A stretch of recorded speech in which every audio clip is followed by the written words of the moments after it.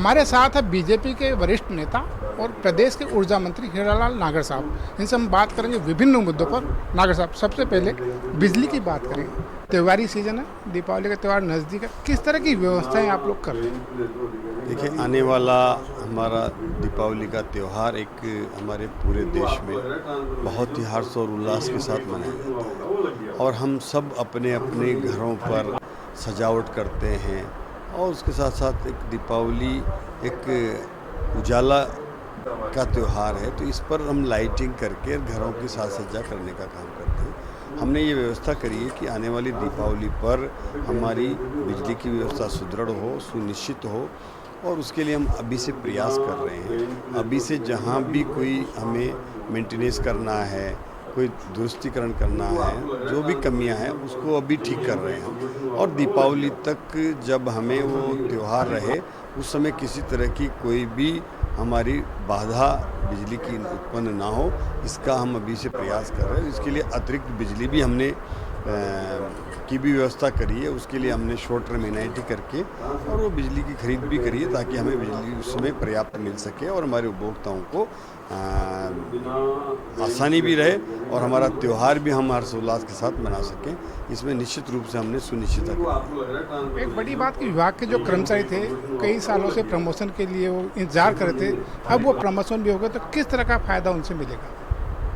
देखिए, जहाँ जहाँ भी कोई पद खाली हैं वो, और एक समय के बाद हर व्यक्ति की उन्नति होनी चाहिए, उसकी प्रगति होनी चाहिए, प्रमोशन होना चाहिए। उसके तहत विभाग में कई पदों पर प्रमोशन हुए हैं। उनको जहां उपयोगी पद है, जहां हमें आवश्यकता है, चाहे ऑपरेशन मेंटेनेंस में, ऑयल डैम वगैरह में, उन उपयोगी पदों पर लगा रहे हैं, ताकि उनकी सही उपयोगिता की जा सके और अतिरिक्त चार्ज दे रखे हैं, जिससे वहाँ काम करना आसान नहीं था। उन सब पदों को हम भरने का काम इस के माध्यम से कर रहे हैं। दिसंबर का महीना, राइजिंग राजस्थान एक बड़ा आयोजन, ऊर्जा विभाग किस तरह से उसके लिए तैयारियां कर रहा है?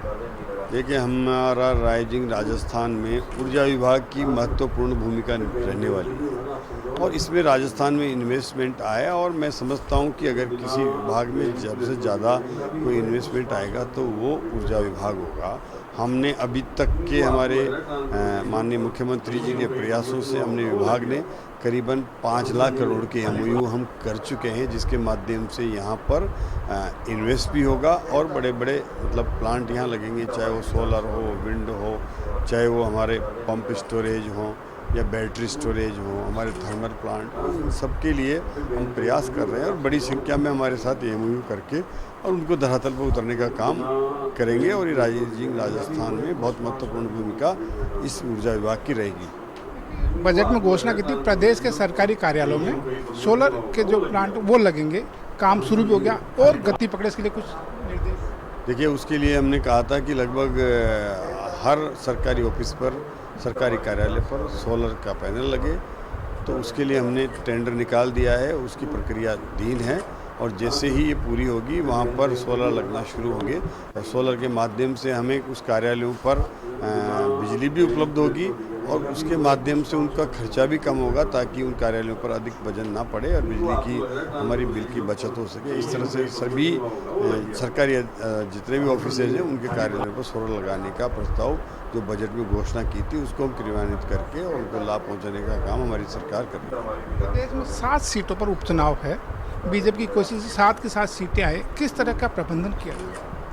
भारतीय जनता पार्टी हर चुनाव को चुनौती के रूप में लेती है। हम इन 7 जो हमारे उपचुनाव हैं उसको भी एक चुनौती के रूप में ले रहे हैं। लगातार इन चुनावी क्षेत्रों में हमारे संगठन से जुड़े हुए सभी पदाधिकारी हों, चाहे हमारे प्रदेश अध्यक्ष हों, चाहे वो वहाँ से हमारे प्रभारी मंत्री हों, चाहे वो वहाँ लगने वाले हमारे कोई प्रदेश के संगठन के प्रभारी हों, और वहाँ एक व्यवस्था के तहत हर मंडल को अलग अलग विभाजित करके वहाँ पर जिम्मेदार पदाधिकारियों को दायित्व दिया जा रहा है। उसके माध्यम से वो जिम्मेदार पदाधिकारी हर शक्ति केंद्र पर जिम्मेदारियां दे रहे हैं और हर बूथ पर भी हम वहाँ एक व्यवस्था कर रहे हैं कि हमारा बूथ एक मजबूत बूथ बने। हर बूथ पर हम जीत की एक रणनीति बना करके और वहाँ की जो स्थितियां हैं उसका आकलन कर रहे हैं। हार जीत के कारण को जान करके कैसे उस बूथ को जीता जा सकता है, इसकी कवायद करके हर कार्यकर्ता मेहनत कर रहा है और भारतीय जनता जनता पार्टी एक चाहे चुनाव हो या नहीं हो, निरंतर संगठन में काम करते हुए मेहनत करने की कार्यकर्ताओं को सीख देती है और उसका परिणाम निकलता है। आज हम निरंतर, आपने देखा है कि गुजरात में कभी हम चुनाव नहीं हारते, संगठन के आधार पर वहाँ हमारा मजबूत आधार बना है, मजबूत संगठन का काम बना है, उसके परिणाम हमारे लिए सुखद आते हैं। यही आपने देखा होगा भी हरियाणा के चुनाव हुए, हरियाणा में भी हमारे संगठन के लोगों ने जिस तरह से काम किया और उस काम के साथ साथ उन्होंने विभिन्न वर्गों में जाके पार्टी को सर्वस्पर्शी बनाया, उसका परिणाम है कि चाहे विपरीत माहौल था, हवा ऐसी थी कि शायद हरियाणा में चुनाव जीतना भाजपा के लिए कठिन था, लेकिन हमारे कार्यकर्ताओं ने मेहनत करी, हमारी रणनीति सफल रही। नरेंद्र जी मोदी के नेतृत्व में लोगों ने ये विश्वास किया कि हम पुनः तीसरी बार हरियाणा में सरकार बनाए, उसका परिणाम आपके सामने है। हम राजस्थान में भी 700 सीटों पर चुनाव जीतेंगे, इसके लिए हम पूरी तैयारी कर रहे हैं, पूरी मेहनत कर रहे हैं, कहीं कोई कमी नहीं छोड़ रहे और निश्चित रूप से उसमें जो भी संभव होगा वो हर संभव, जिस तरह से हमारा बजट आया है, 9 महीने का हमारा शासन रहा है और हमारी जो नीतियाँ रही उसके आधार पर हम जनता में जाएंगे और जनता 7 सीटों पर हमें आशीर्वाद देगी। बड़ा मुद्दा, जिस इलाके से आप आते हैं वहाँ डीएपी की इस समय किल्लत चल रही है, किस तरह की व्यवस्था करिए ताकि लोगों की उम्मीद पर आप खरा उतरें?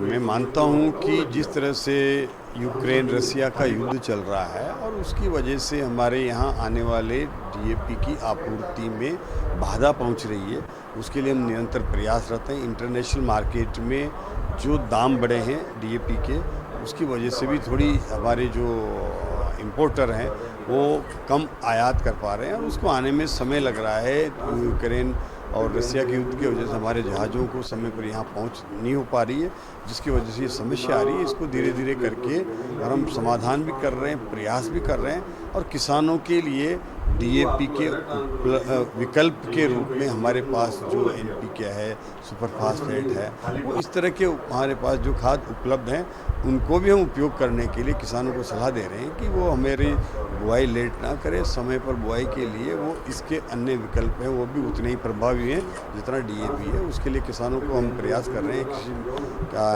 विभाग के अधिकारियों के माध्यम से भी जानकारी दे रहे हैं, जो संभव है उतनी उपलब्धता कराने का हमारी सरकार प्रयास कर रही है। ये हैं ऊर्जा मंत्री हीरालाल नागर, जिनका कहना है कि आमजन की सरकार है, आमजन के लिए काम करती है और इसी को लेकर के जनता 7 सीटों पर पूरी 7 की 7 सीटें चुनाव जीतेगी। यासीन के साथ धर्मेंद्र सिंघल, समाचार प्लस, जयपुर।